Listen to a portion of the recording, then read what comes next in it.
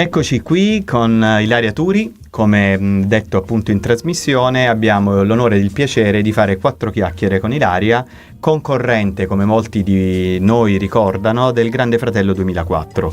Buongiorno Claudio, buongiorno a tutti. Come stai, Ilaria? Benissimo. Grande sorpresa essere qui, grande emozione, anzi, grazie a te per avermi invitato. Ma grazie a te per essere venuta, per aver trovato anche spazio e cercando di incastrare anche i tuoi impegni anche di mamma di 2 splendide bimbe che si chiamano Bianca e Chiara, se non sbaglio. Assolutamente sì, soprattutto di mamma. Bianca che qualche giorno fa ha fatto 9 anni e poi c'ho Chiara la più grande 10 anni, insomma, quindi è un'età anche abbastanza particolare. Quanto tempo è passato? Dal 2004 sono passati più di 20 anni. Allora dai, Tanti. Raccontaci un po'. Adesso, come tutti sappiamo, è partita martedì pomeriggio, martedì sera l'edizione del Grande Fratello VIP, che all'epoca nel 2004 non esisteva solo il Grande Fratello. Vogliamo sapere tutto, quasi tutto, le tue emozioni, i tuoi ricordi della quarta edizione vinta da Serena Garitta. Da Serena Garitta, sì, da Serena Garitta. Beh, è stata un'esperienza fantastica, bellissima, che rifarei davvero altre 1000 volte. Un'esperienza ovviamente forse un po' diversa rispetto a quella che si può vivere ora. E ricordo quando mi chiamarono per ufficializzare che appunto sarei entrata poi nella casa del Grande Fratello, oddio mio, poi top secret, non bisognava dirlo a nessuno. Ma tu la domanda come l'hai fatta? Come si faceva la domanda all'epoca? Allora, ecco, all'epoca era molto diverso rispetto a oggi, perché oggi ci sono tutte le agenzie, quindi insomma i diversi manager che ti propongono. Ti ricordi che c'era, sicuramente se lo ricorderanno quelli che hanno la nostra età, il numero sovraimpressione, chiamate al numero e là c'era la voce registrata. Allora ho dovuto chiamare ben 2 volte. La prima volta, diciamo così, che non mi hanno per niente richiamato, non mi hanno filato di pezza, posso dirlo? Sì. Invece la seconda volta, per farmi richiamare e catturare l'attenzione, ho detto una frase in dialetto tarantino. Alla grande. Hai messo subito le cose in chiaro. Assolutamente sì, se vuoi la ripeto. Vai, che frase? Picciaglia tra sé per forza. E ce l'hai fatta. E ce l'ho fatta, mi hanno richiamato per dire scusa, ma cosa avresti detto? Se lo volete scoprire mi dovete chiamare e fare il provino. Esattamente. E quindi tu avevi praticamente 20 anni, quanti anni avevi? 19 anni, avevo appena finito il liceo. Quindi eri ero giovanissima. piccola. E quindi poi ti hanno richiamato, hai fatto una selezione, cioè ovviamente hai fatto una selezione dopo. Ho fatto una selezione, la prima selezione è stata a Bari, anzi le prime 2 a Bari, e tra l'altro all'epoca ero fidanzata con una persona molto più grande che anche lui, insomma, nelle varie discoteche, nei locali, diciamo che ospitava queste sorte di selezioni, perché si usava così, e dissi no guarda, io devo andare avanti per la mia strada, vado da sola.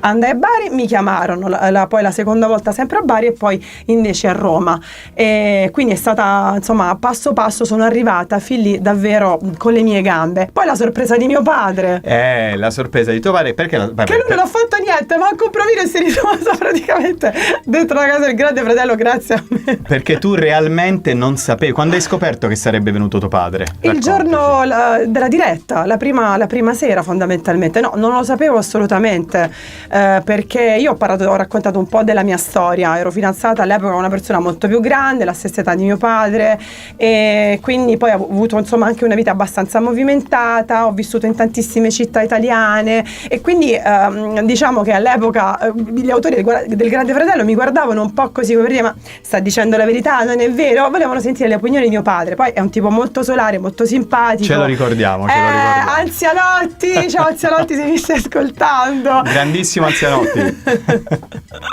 E poi l'hanno chiamato, me lo sono ritrovato là, ed è stata anche veramente da parte sua, credo, una bellissima esperienza. Tra l'altro figlia di genitori separati, la prima volta che vivevo realmente in casa, in una casa con lui.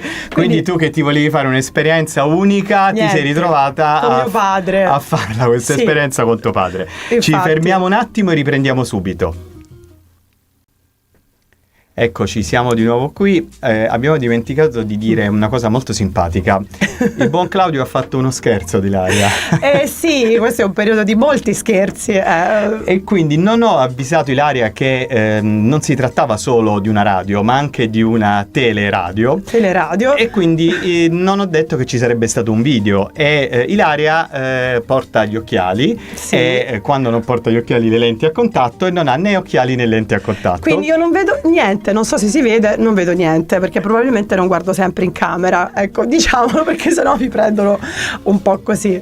Però malgrado questo stiamo andando da Dio, ci sta piacendo quello che ci stai raccontando. Quindi dicevamo prima che ti sei ritrovata nella casa del Grande Fratello con il tuo papà, che si chiama Domenico. Sì, Domenico, Anzianotti, Mimmo, Dodo per gli altri amici. Allora, domanda, anch'io sono papà, domanda proprio pesantissima, poi ritorniamo nei ranghi della leggerezza. Vai. Ma questo rapporto, a seguito dell'esperienza del Grande Fratello, quantomeno nelle immediatezze, si è fortificato, siete diventati più amici, vi siete non amati di più, siete andati più in confidenza? Raccontaci un po'. Si è intensificato, soprattutto ci siamo scoperti, ci siamo forse anche riscoperti, è meglio dire così, e poi ci siamo scambiati anche un pochettino i ruoli, perché mio padre comunque è un giocherellone molto molto amico, io invece vado sempre un po' più per i valori, la morale e quant'altro, quindi dicevo beh papà, se lui mi raccontava i suoi problemi, quindi davvero questo bellissimo rapporto di amicizia, un po' io li facevo da mamma, un po' lui da papà, un po' amici, è particolare come rapporto, autentico direi, assolutamente autentico, e ancora oggi è così, è comunque il mio faro, è comunque la mia guida, però poi tu mi confermerai che man mano che si cresce ci si scambia anche un po' il ruolo, perché i genitori diventano più anziani, noi diventiamo più adulti, maturi, e quindi adesso ovviamente sono io anche un faro per lui sotto tanti punti di vista. Quindi abbiamo Bianca, Chiara e Domenico. Bianca, Chiara, Domenico, sì. Abbiamo 3 da gestire. Vabbè, ho il figlio maschio. Cioè ho il maschietto praticamente, quello che ho sempre desiderato, che poi non è arrivato. Perfetto. Senti, l'esperienza, allora, com'è stato vivere lontano da tutto? È vero, all'epoca non era un periodo super social, però comunque per niente proprio. Eravate chiusi lì dentro. Che ricordi hai? Che cosa ti viene in mente come esperienza bella e brutta, diciamo? Io ricordo solamente momenti belli, forse l'unico momento brutto è quando sono uscita dalla casa, perché sarei voluta ancora rimanere, nonostante tutto. Magari molti mi dicono ma come si fa a rimanere chiusi in una stanza? In realtà la casa è molto grande, ci sono tantissime attività da fare, poi sono belli i rapporti che si creano, e ogni settimana, vi ricordate le prove? Quindi noi eravamo comunque anche presi dalle diverse appunto attività. Ho questi ricordi stupendi, io ricordo Serena, Carolina, sono tutte quante, Patrick, le cuscinate con Patrick, e stare senza guardare l'orologio, il tempo. Poi ci sono anche dei momenti più belli, riflessivi, non c'è solamente ovviamente la parte del gioco, c'è la parte più riflessiva, la parte dove rimani di più con te stessa, la parte comunque dove rifletti, e sono momenti di crescita. Quindi il Grande Fratello, se da una parte è stato bello, divertente, è stato anche un momento di crescita e riflessivo, assolutamente. Ecco perché io la consiglio. Oggi è un po' cambiata, però un po' diversa, eravamo molto spontanei, molto veri, molto autentici. Forse Grande Fratello VIP, perché erano appunto già VIP impostati a stare davanti alla telecamera. Oggi si è perso un po' si è persa un po' questa autenticità, anche se credetemi è difficile stare 24 ore su 24 sotto le telecamere e fingere. Ma poi dopo un po' di tempo non pensi più che ci siano le telecamere? Cioè ti abitui? Ci sono dei momenti dove esce per forza il carattere e la personalità, sì, dove ti abitui, assolutamente sì, ti abitui, e come dicevo prima viene giù la maschera, esce assolutamente, perché si vanno a innescare delle dinamiche dove tu sì puoi prevedere te stesso, ma non lo puoi prevedere in ogni momento, e soprattutto con quelle personalità. Tu sei se sei in un modo, in un contesto, piuttosto che una determinata persona, non lo puoi essere in un altro. Là cambiano tantissimo le dinamiche. Poi magari ecco, c'è chi fuma e non aveva le sigarette, piuttosto che non hai quel cibo che ti piace, per esempio la cioccolata, anche queste cose che per noi sono piccolezze, a cui non siamo abituati, no? Alla privazione, in quel momento poi puoi andare a innescare invece un momento di disagio, un momento di lite, e anche il piccolo pretesto appunto ti può far esplodere, ecco, diciamo così, perché poi là poi sono le litigate che ti facevano impazzire. E come fai a controllarti? Se sei così in qualche modo esce.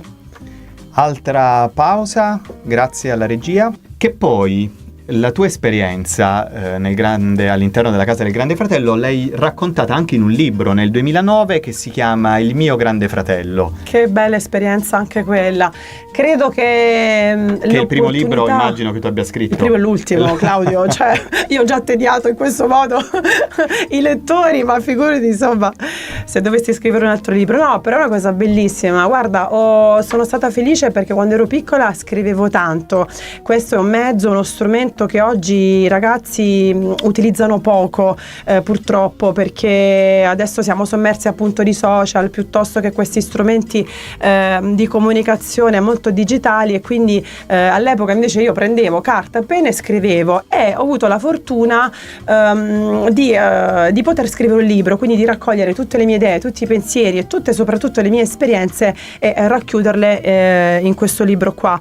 Racconto sostanzialmente la mia vita, che è fatta di tante piccole esperienze, tanti piccoli dobbiamo chiamarli traumi, però io li ho superati, e quindi ho cercato anche di trasferire, di trasmettere comunque alle ragazze e ai ragazzi, ma anche alle persone più grandi, di come le cose invece si possono superare, che può essere magari una violenza, piuttosto che la separazione dei genitori, piuttosto che sentirsi soli anche in mezzo comunque a 1000 persone. Quindi tocco dei temi molto molto così delicati ed importanti, e sono felice anche di aver vissuto determinate cose della mia vita, perché oggi sono quella che sono, ecco.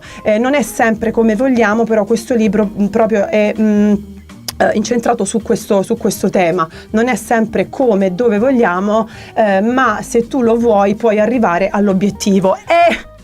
Ti faccio parlare un po', c'è anche Claudio. No, vabbè, ma è il tuo giorno, il tuo momento. Ma quindi dopo esserti messa a nudo, sì, in TV all'interno della casa del Grande Fratello, hai deciso di farlo anche scrivendo, e quindi utilizzando la buona vecchia penna.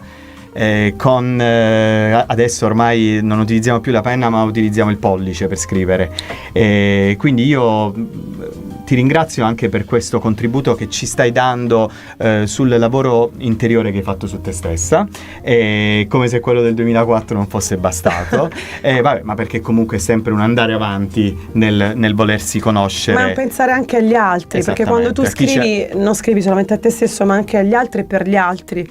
È un esercizio di psicanalisi interiore e anche di aiuto nei confronti dell'esterno. Ma poi, oltre questa esperienza autobiografica per iscritto, tu hai pensato di continuare nel mondo dello spettacolo? Ci hai provato? Qualcuno ti ha chiamato? Com'è andata? Che è successo dopo? Ho continuato nella mia città, ho lavorato tanto città e terra, perché poi ho abitato tantissimi anni a Bari, ho avuto la fortuna di lavorare con persone come Antonio Stornaiolo, Anna Maria Ferretti, e mi hanno insegnato tantissimo. Praticamente ho lavorato in tutte le televisioni e canali territoriali più influenti e più importanti della nostra regione Puglia, quindi ho fatto delle bellissime esperienze. Ho lavorato anche proprio per la regione Puglia, conducendo comunque delle trasmissioni tipo Donna Avventura, mi hanno fatto scalare le montagne, andare a cavallo, insomma ho fatto delle bellissime esperienze, tanto teatro, e ho scelto però di vivere qua, quindi di formarmi qua e di continuare qua. Sono sempre stata molto molto legata alla mia terra, ho lavorato molto anche per la mia città, canali comunque nostrani che insomma conosciamo, magari adesso non ci sono più, quindi devo comunque tanto a tante persone.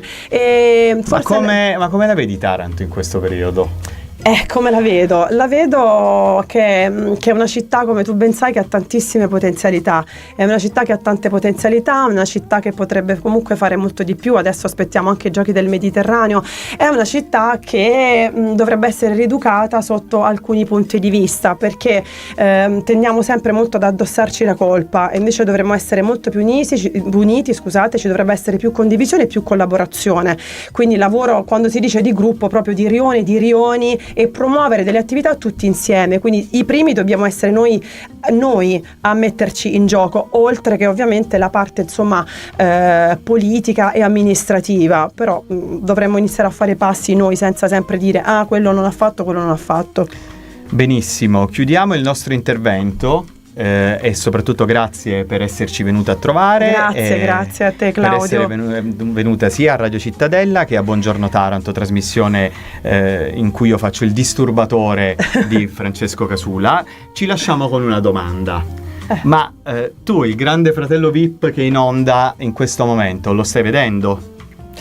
Devo dire di sì, è iniziato ieri, almeno che ne pensi? Che ne pensi di questo Grande Fratello VIP? Sappiamo tutto quello che è successo. La verità è che devo ancora rivedere la puntata. Sono contenta che sia tornata Ilary Blasi e così che ci sia anche questa combo con Cesara Bonamici, quindi una figura molto particolare. Ovviamente Selvaggia Luccarelli, che insomma è un best praticamente della televisione quando si tratta di fare opinione. Penso che sarà una bella più che puntata, una bella edizione. È un po' come ritornare al passato. Comunque, buon Grande Fratello a tutti, direi. Buon Grande Fratello, che può essere, una valida alternativa alle notizie purtroppo che ci sono quotidianamente, che ci annebbiano il cervello la sera, sì. Quando torniamo a casa, magari sul divano, quell'oretta, un paio d'ore per, non dico annichilire il cervello, ma per rilassarsi e per farsi qualche risata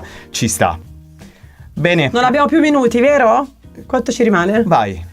No, allora voglio veramente ringraziarti per questa possibilità. Voglio aprire e chiudere una parentesi perché ho lavorato tanto nel mondo dello spettacolo. Oggi però ho realizzato uno dei sogni più importanti della mia vita, ed è quello di fare l'educatrice e lavoro nelle scuole con i bambini autistici. L'ho sempre fatto, diciamo, in separata sede.